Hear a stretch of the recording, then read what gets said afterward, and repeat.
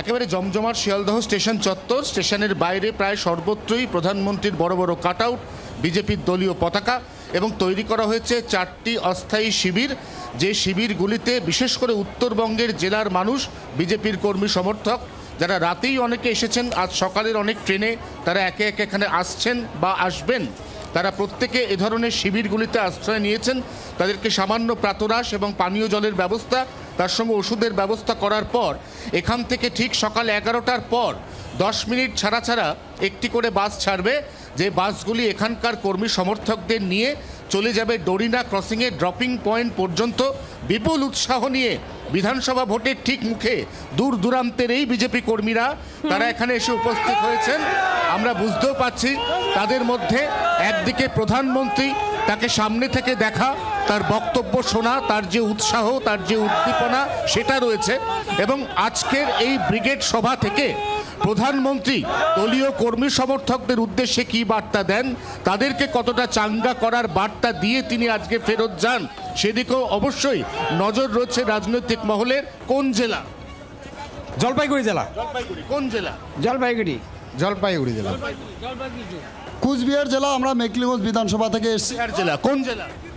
কুচবিহার জেলা, মেকলিগঞ্জ বিধানসভা। জলপাইগুড়ি কোচবিহারকে আমরা পেলাম। এরকম উত্তরবঙ্গের বিভিন্ন জেলা থেকে মানুষ আসছেন, কর্মী সমর্থকরা আসছেন, এবং আবারও দেখাতে চাইব সেই ছবি যেখানে তাদের এই মুহূর্তের বিপুল উৎসাহ, বিপুল উন্মাদনা, বিপুল উদ্দীপনার ছবি আমরা একেবারে সকালেই দেখতে পাচ্ছি শিয়ালদহ স্টেশন চত্বরে। সৌমি, একেবারে সেই ছবি দেখতে পাচ্ছি। ইতিমধ্যে বহু সমর্থকেরা এসে হাজির হয়েছেন, যেমন আমাদের প্রতিনিধি অয়ন ঘোষাল তুলে ধরছেন। একটু অয়ন শর্মার কাছে যাবো। অয়ন, এই মুহূর্তে ঠিক আমরা জানি দক্ষিণেশ্বর আদলে তৈরি করা হয়েছে গোটা মঞ্চটা, নিরাপত্তা ব্যবস্থাটা কিরকম রয়েছে, কি দেখতে পাচ্ছ?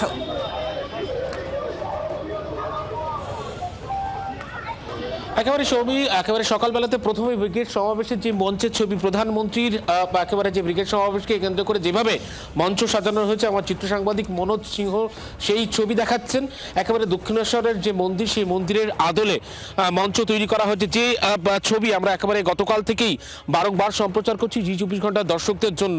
দেখতে পাচ্ছ একটা কৃষ্টি সংস্কৃতি, বাংলার কৃষ্টি সংস্কৃতির একটা ছবি, সেই ছবি গোটা মঞ্চ জুড়ে এবং সেখানে চারপাশে বিভিন্ন জায়গায় ফুটে উঠেছে। এবং মঞ্চের চারপাশে কিন্তু বাংলার বিভিন্ন কৃষ্টি সংস্কৃতির ছবি যে রয়েছে, ছৌ নাচ থেকে শুরু করে একাধিক ছবি, পাশাপাশি সুন্দরবনের ছবি, এবং বলা যায় মায়াপুরের শ্রী চৈতন্য দেবের তার একটা চিত্র, পাশাপাশি শহর কলকাতার একেবারে যে লাইফ লাইন মেট্রো রেল, সেই মেট্রো রেলের ছবি, এবং পাশাপাশি হাওড়া ব্রিজ, এমনই কৃষ্টি সংস্কৃতি দিয়ে মোড়া রয়েছে মোদির, প্রধানমন্ত্রী নরেন্দ্র মোদীর আজকে ব্রিগেড সমাবেশের যে মূল মঞ্চ, তার দুপাশেই এমনইভাবে ছবি দেখা দিচ্ছে। এবং তার পাশে তোমাকে বলে রাখি যে এই যে একেবারে ব্রিগেড সমাবেশকে কেন্দ্র করে কিন্তু রীতিমতো আটো নিরাপত্তা। একেবারে সকাল থেকেই ব্রিগেড সমাবেশে কলকাতা পুলিশের যারা আধিকারিকরা তারা ইতিমধ্যে রয়েছেন, বিভিন্ন জায়গায় একেবারে স্ট্যাকো ফোর্স থেকে শুরু করে বিভিন্ন বাহিনী, বেশ কয়েকটি যে গেট রয়েছে সেই গেট থেকে যারা ঢুকছেন একেবারে চেক করে তবেই ঢোকানো হচ্ছে। এবং তুমি গোটা দেখতে পাচ্ছ সভাস্থল, সেখানে মোদির বিরাট আকারের যে ব্যারিকেড, সেই ব্যারিকেডের পাশাপাশি একেবারে কাটআউট, সেই কাটআউট ইতিমধ্যেই রয়েছে। এবং আমরা যে অংশটি দিয়ে ঢুকছিলাম, একটা ছবি দেখাই, যে অংশ দিয়ে ইতিমধ্যেই সভাস্থলে ধীরে ধীরে বিভিন্ন জায়গা থেকে যারা রাতে এসেছেন তারা কিন্তু ধীরে ধীরে আসতে শুরু করেছেন, এবং তার জন্য কিন্তু পুলিশের একটা তরফ থেকে একটা বেষ্টনী ইতিমধ্যেই তৈরি করা হচ্ছে। এবং ধীরে ধীরে যারা একেবারে সমাবেশে আসছেন প্রধানমন্ত্রী নরেন্দ্র মোদীর বক্তব্য শোনার জন্য, তাদের যে আসার প্রক্রিয়া সেই জায়গাটা ইতিমধ্যেই কিন্তু শুরু হয়েছে। কিন্তু স্বাভাবিকভাবেই এত সকালবেলাতে কিন্তু এখনো পর্যন্ত সভার যে চেয়ারগুলো, সেই চেয়ার ফাঁকা, কারণ ধীরে ধীরে সবে মাত্র আসা শুরু হয়েছে। যারা দলীয় কর্মী সমর্থক থেকে শুরু করে প্রত্যেকেরই যারা বিভিন্ন জেলা থেকে আসছেন, তাদের কিন্তু ইতিমধ্যেই আসার যে একটা প্রক্রিয়া, সেই প্রক্রিয়া ইতিমধ্যেই শুরু হয়েছে, সেই ছবিটা ফুটে উঠছে। এবং এখান থেকে দেখা যাক যে 2021 সাল জায়গা একেবারে এই মার্চ মাসেই সেই সময় শেষবার ব্রিগেডে সমাবেশ করেছিলেন প্রধানমন্ত্রী নরেন্দ্র মোদী, এবং তারপর 2024-এর বিধানসভা নির্বাচনের আগে এই ব্রিগেড সমাবেশ যথেষ্ট তাৎপর্যপূর্ণ। এবং ইতিমধ্যেই এই যে সমাবেশকে কেন্দ্র করে একটা গোটা শহর জুড়ে সাজসজ্জা রব, বিভিন্ন জায়গায় প্রধানমন্ত্রী নরেন্দ্র মোদীর কাটআউট থেকে শুরু করে একেবারে দলীয় পতাকায় গোটা শহর রীতিমতো ছেয়ে গিয়েছে।